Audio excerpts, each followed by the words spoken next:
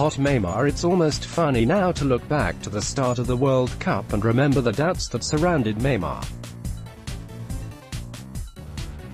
The Brazilian star had come into the tournament on the back of a broken foot which had seen him leave his club Paris Saint-Germain for home comforts in Brazil, and doubts about his commitment along with his attitude abounded. While those question marks haven't gone away at club level, Neymar is not only getting better with every game in Russia. He's proving that he's a team player on the national stage and ready to sacrifice personal glory for the Brazilian cause. In many ways, Brazil's 2-0 win against Mexico was the Neymar show, as the 26-year-old scored the first, his 57th international goal in 89 appearances, before setting up the second for substitute Roberto Firmino late in the match.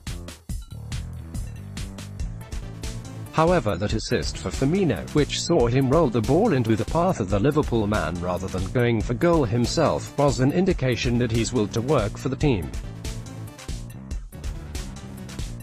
Let's be honest, you couldn't see Harry Kane do the same thing if he was in the position.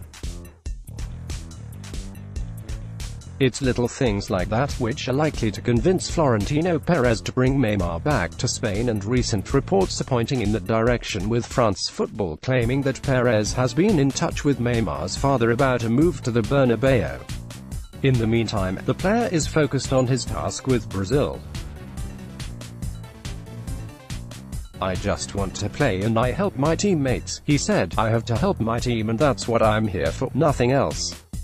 I'm here to win and I hope I can improve." Not Yannick Carrasco. There was a time when Yannick Carrasco was one of the hottest properties in Spanish football. Joining Atletico Madrid from Monaco for €20 million in 2015, the Belgian winger spent 3 years in the Spanish capital where he made a big impact and was regularly linked with the likes of Real and Barcelona. One of his most iconic moments came in the 2016 Champions League final when he scored to level against Real Madrid, and leaped into the stands to kiss his partner in celebration. But since then, it's been all downhill for the Belgian. So what went wrong? Well, he surprised everybody when he completed a move to Chinese side Dalian Yifang in February, and he's come into the World Cup playing like a man who's spent the last 6 months lining up against over-the-hill European stars and technically deficient locals. Somehow he's managed to keep his place in the Belgian team, but after another awful display, this time against Japan, that could well change. Carrasco was just awful in his side's last 16 clash, constantly getting caught out of position and looking generally disinterested, and it wasn't until he was hauled off for Marwan Fellaini with 30 minutes to go that Belgium start to play.